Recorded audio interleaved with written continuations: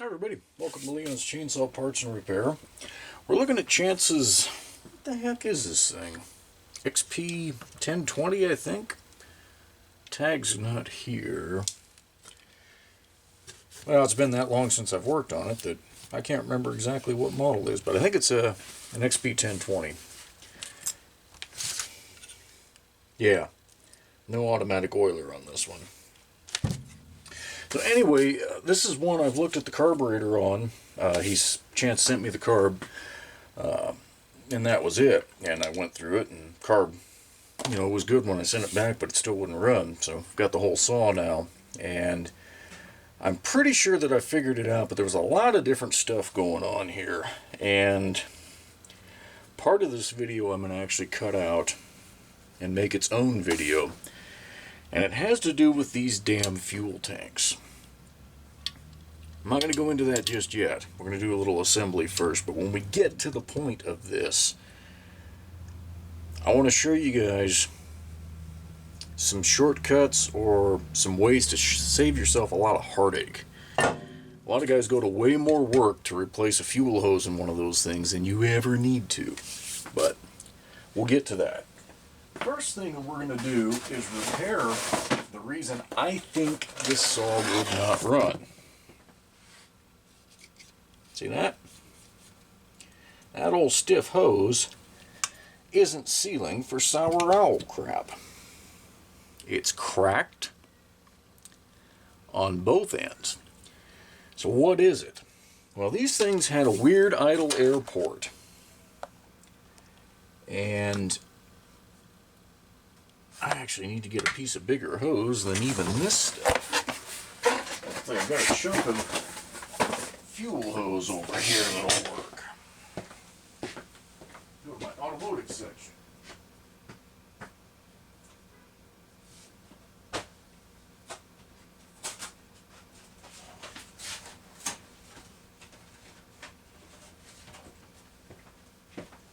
Okay. So these models, the XP-1020, the 1020 automatic, and maybe the Super 1020. I won't swear to that one. I think so, though. Had this port off of the cylinder that controls the idle. And running this screw, I want to say out, opens it up for more bypass air and fuel mixture here that's not going through the reed valve assembly. I'll be honest, I don't totally understand this system or why it was used. It wasn't used that long, I can tell you that, because they didn't have it on the Super 1050. But anyway, this is a giant air leak if this is not sealed up. So we're going to use some automotive grade fuel hose that's going to have a lot more flexibility than that. And let's see if on this cold day we can get this stuff to go on. There we go.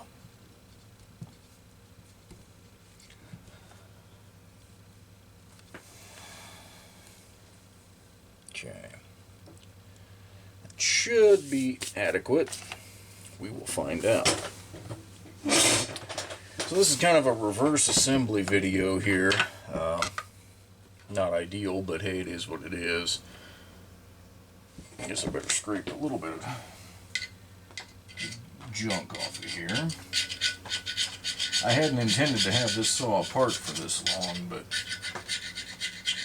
when I found the leaky fuel tank,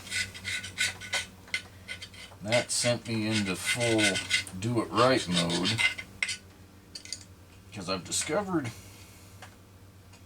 I've talked about it before, that Permatex Moto Seal does an excellent job of sealing up a fuel tank. It doesn't leak when left by itself. Now, in 10 years will it leak? I have no idea. On a saw that I know a guy is going to A, use, or B, put in a collection, I don't want to risk that. I don't want to risk it, 10 years down the road having the leak. So once I'm done substituting the Moto Seal for a gasket, it gets a red coat lining. And again, we've talked about that on there before too, and you guys probably won't be able to see very well, but right back there is red as opposed to silver. This whole tank is good and aligned. I had to take the time to cut the stuff out of the threads. Got most of it out. The cap's going in pretty easy now, so that's one downside. Whatever hole you pour out the excess from, you're gonna have to do a little cleanup. Anyway, I want to be certain that what I do is going to stay done. At least that's my goal. We've seen the examples of where that didn't necessarily work, but that's life. So this hose has a thicker wall than original. Obviously, I'm having a little bit of trouble getting it to go through here, but it will. Come hell or high water. I have to turn the camera off and fight with it and cuss and, do that routine. I will. I prefer not to.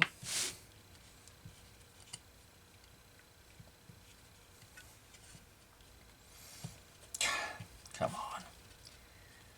It is not a warm day here.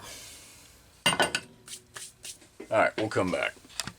Okay, I don't remember exactly what size that hose would have been from the factory in a OEM hose, but that short piece I cut the first time, that wasn't going to cut it at all.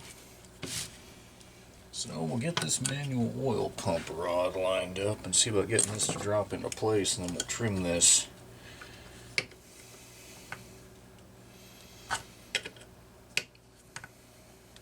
Okay. One good thing about this piece of hose is it's make sure this rod lines up. That hose is going to create a great seal in the airbox chamber here.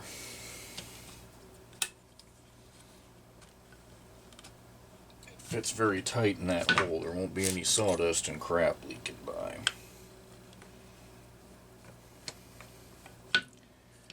Oh, come on, you.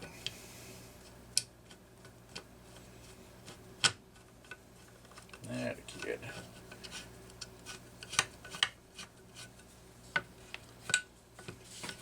Still lined up? Yes. That'll make a nice mess of oil on the workbench.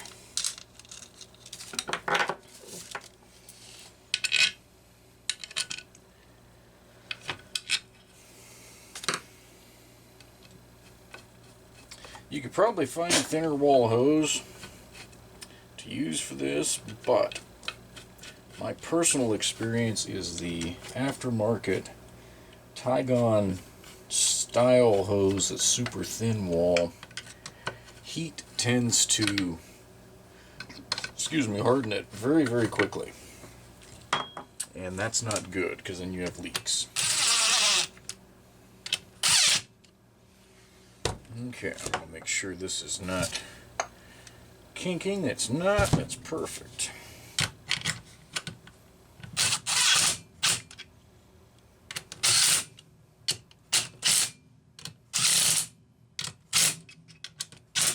Old gaskets were in great shape, so we're not doing anything with them. Just going to reuse them. Alright, that ought to be enough that we can get it. This will be a pain in the ass. In case anybody was wondering, yes, this is a pain in the ass.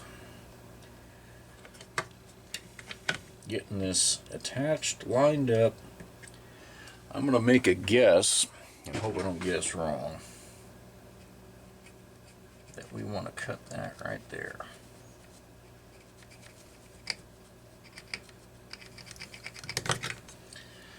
See, there's a reason this system wasn't used for very long. Probably because A, it wasn't necessary, and B, you could achieve the same thing the old-fashioned way, by just using your idle mixture and idle speed. See, I'm assuming this is actually creating an air leak, because there is no idle speed screw anywhere on this. It is just this one here. So maybe it's controlling how much of an air leak there is in order to do the idle. Kind of makes sense, but at the same time, I go, why? Alright. Let's see if we can fish this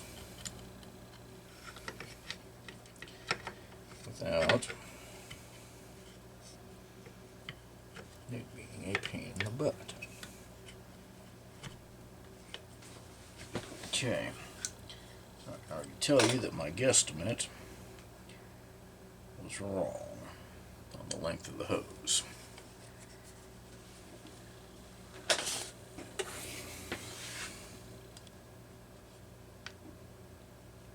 But I also know that what was in here was too short. It barely got over the nipple on the damn cylinder itself.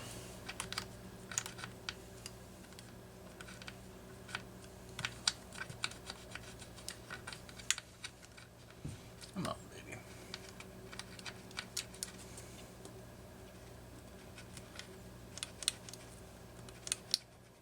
If I ever have a new old stock hose in the package, I'll damn certain measure the thing. Make this process just a smidge easier. What also would make this a smidge easier is if I take out this low speed mixture screw on the carburetor temporarily. That'll give me access with the pliers here and actually get in here. Careful not to drop that spring. I'll be damned. A little bit of rust on that mixture needle too.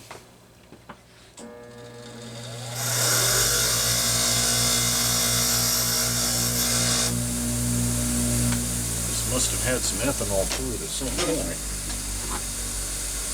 Okay. See if this will go on at this length without kinking. Although it would help to screw this down first, I think. I thought it would be better loose, but I'm seeing now that that's just a pain in the butt waiting to happen.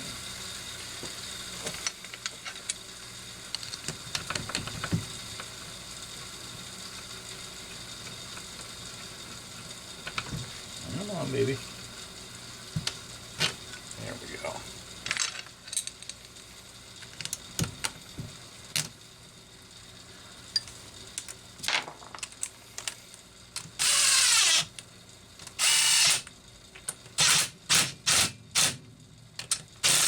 The other thing I found when I was taking this apart is all this stuff was a bit loose.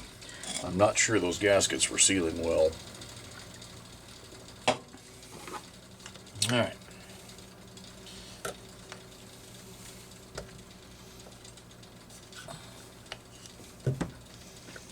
Might just look out here.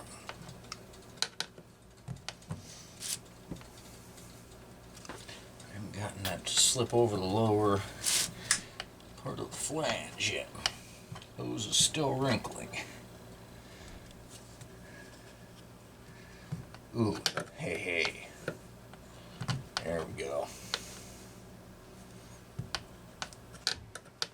It went. Okay. Well, it's going to make it even more difficult getting the fuel hose in place there. But that, right about there, is the way it should be. Let's see if we can get this mixture screw back in.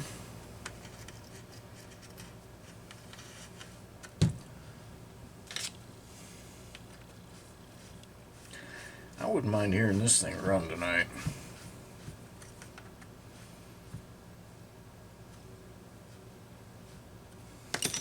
Alright. That part is good. Throttle's working, accelerator pump's working.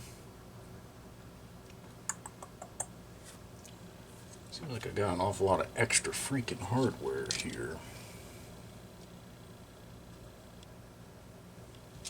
But maybe not. Maybe not.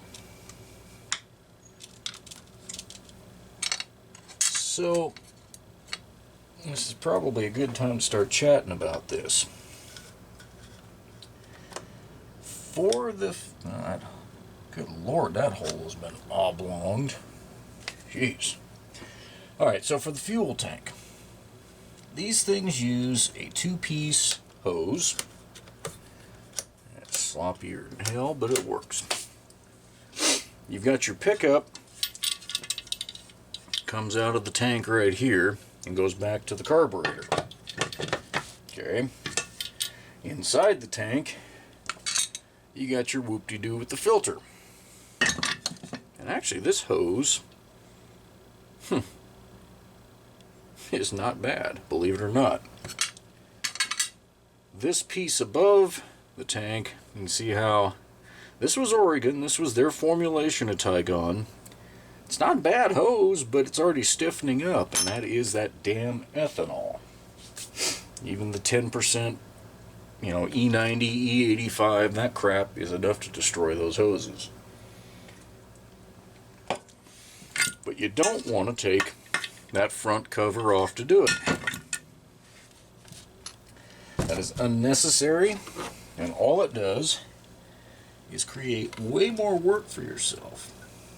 Any of you who've gone out and looked for a tank gasket know that it's not there. There is currently no supplier I know of, reproduction or OEM, that has them.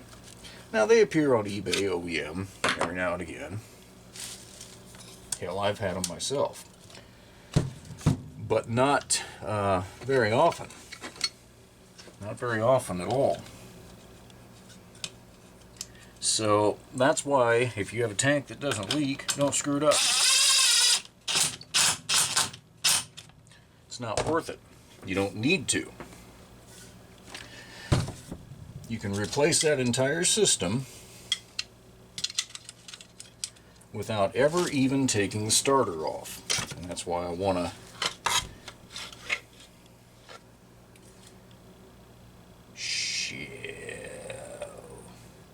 forgot about that. This thing had a slipping starter. Might as well fix that while we're in here. But you can fix that fuel hose system, the entire system, without ever taking any part of that tank apart.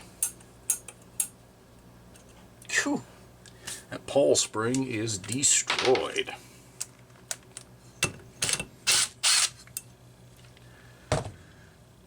Taking those apart, you want to be careful not to lose your washer.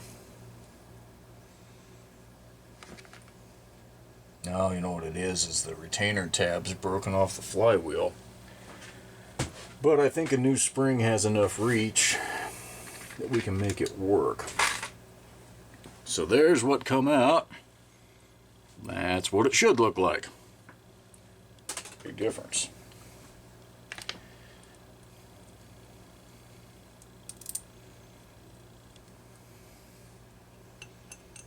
That should reach back into the flywheel fin and hold. So get it started a couple threads and pull the spring into place while you're holding the pawl roughly where it ought to be. Keep it lined up on your stud as much as possible, and then you've got to tighten this down while holding the spring out from under the washer. First couple times you do this, you'll probably cuss. And I didn't get it done, because that was still jammed. So what you can do, if you can release it a little bit, is tighten it down and then pull it back into place. You just got to be damn careful not to bend it. So I'm going to hand tighten that. And there it's moving. Actually, that's good enough. That is more than tight enough.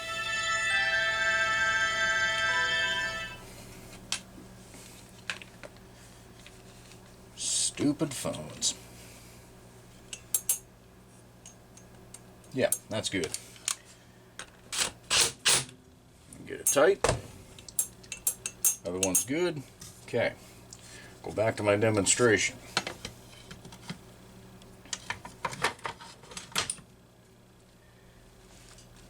Except, what do you say we put the flywheel screen back on?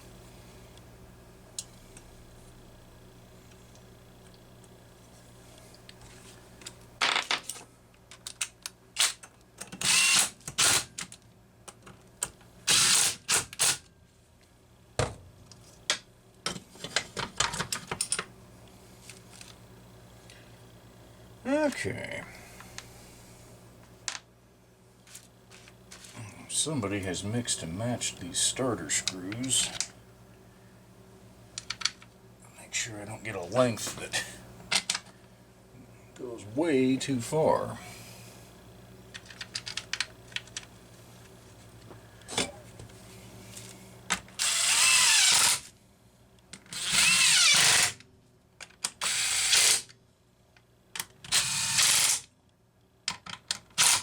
Okay.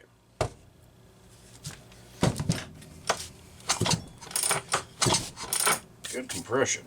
Alright, let's get to the nuts and bolts, the stuff that I really, the takeaway from this that I really want guys to have. To fix your fuel lines in a C5, C whatever, pardon me while I throw this phone just about as far as I possibly can. Swear. I am so tired of phones. Okay. C5, C72, XP Super 1020. Don't take the cover off the front of the tank. You're just going to give yourself grief and heartache you don't need. Now this has already been out. So yeah, I know that's not totally fair, because I already know that it'll come out. But that's not the point. I know from experience that any one of these will come out. Yes, they fit tight, and sometimes over the years they get really tight and seize into place. If you have an impact gun, you can get it out. Probably you can without it. That rattle action makes it a lot easier. You need a 5/16 6-point socket, deep, and it needs to be, in the case of mine, a non-impact. Because this one doesn't go down far enough. See that? It's only getting down over half of it. You want to get down and cover the whole bloody thing. Now if this was a fresh take apart, I would start by trying to tighten it a little bit, just like this. And then I would loosen it up. Now again, I know that's not fair. I've had it apart, and I knew it would come apart because of that. But even if it wasn't, I would have done the same damn thing right there. Get a little red coat off of this. So, this is why this is so much easier. Now, normally you can be fishing a piece of fuel hose. I'm going to take the filter off. This is what you're going to be doing. You're going to put your new hose, whether it's Tygon or the original style black. This is not worn out, so I'm going to keep it. Put it on the barb. Just like that. That's as far as the OEM one goes. The aftermarket kits I send you guys, I'm including enough to go quite a bit further. Makes me feel better. Take your cap off. Fish this damn thing through the tank. And pull it right out the front. And then with finger tight, go ahead and get that thing started. Now, it pulled it back in the tank on me because I wasn't watching what I was doing.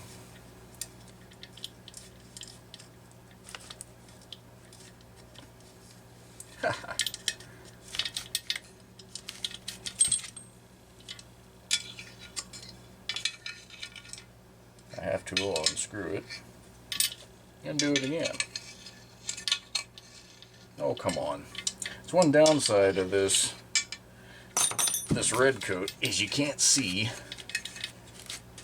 a black hose against that nice red finish. So we'll do this again. And this time, before I start threading it on, there. Now if it falls in the tank, I don't care. But with that weight on there, it's not going to pull it in. And once you've got it started, put it into place. You don't need to get carried away. That's enough. It isn't going to leak. Drop in your filter. Boom. We're halfway there. Now I need to cut a new piece of this stuff. And I'm going to cut it significantly longer than that initially, because I like to have a little extra to work with. That's plenty.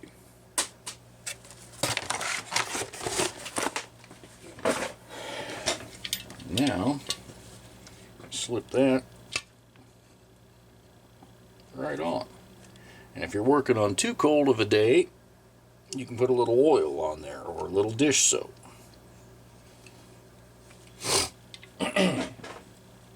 Alright. Then you're going to feed your hose through. And it's going to route. With this idle system, it routes in a way that is actually a pain in the ass. It's got to go underneath that system right there. Now, I did give it too much. I can see that. So I'm going to take an inch off. The rest, by God, is going to work. Now, I don't think I can show you this because I can't even hardly see it. But now you're going to connect your hose under here. You know, with the standard idle system, I'd be able to show you this and get into this fuel barb would be a hell of a lot easier. I suppose in theory you could connect this fuel hose first and then put that idle hose in place.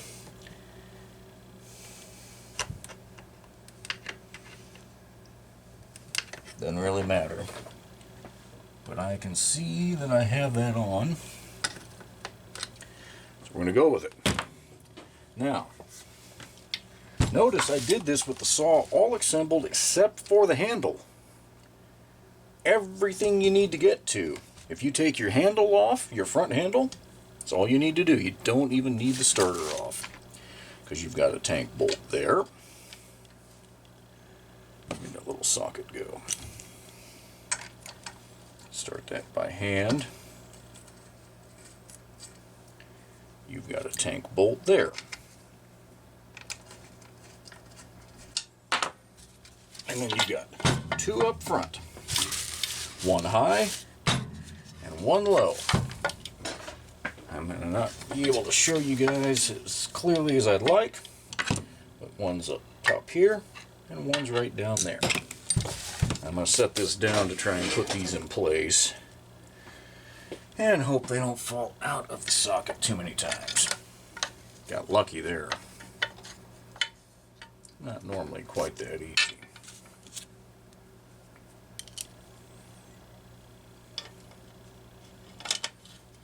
Okay. Now we're just going to rattle them into place.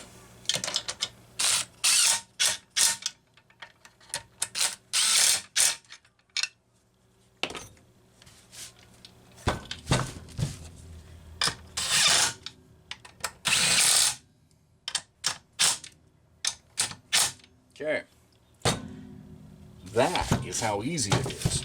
Now it took me, with cleanup time and the sealing this surface, letting it dry, then red coating it and cleaning that up added almost an hour of work to this saw.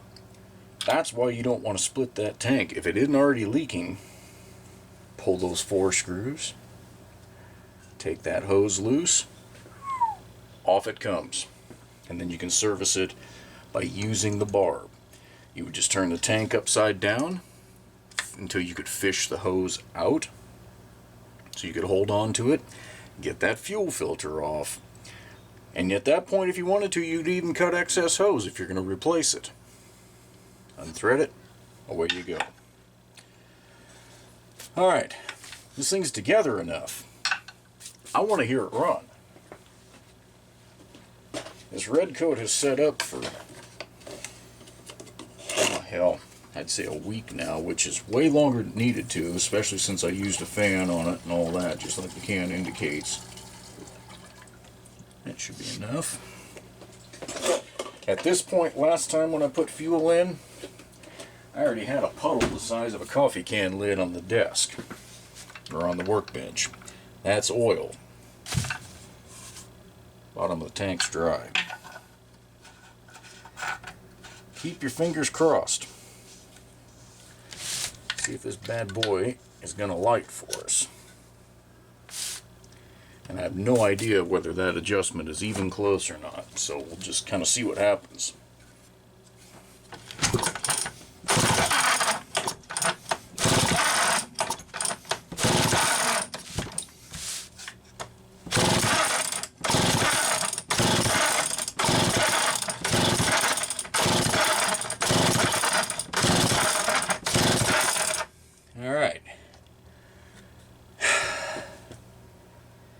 There's definitely something wrong in here.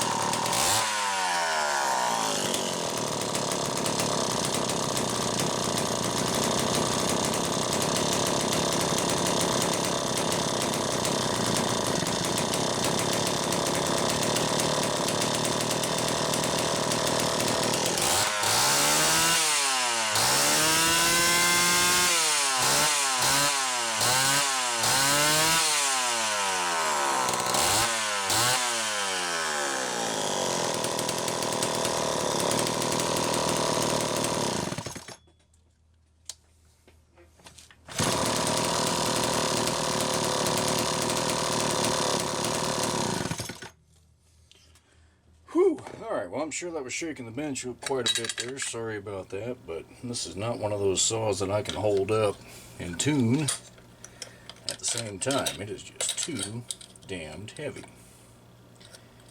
But it's running pretty good.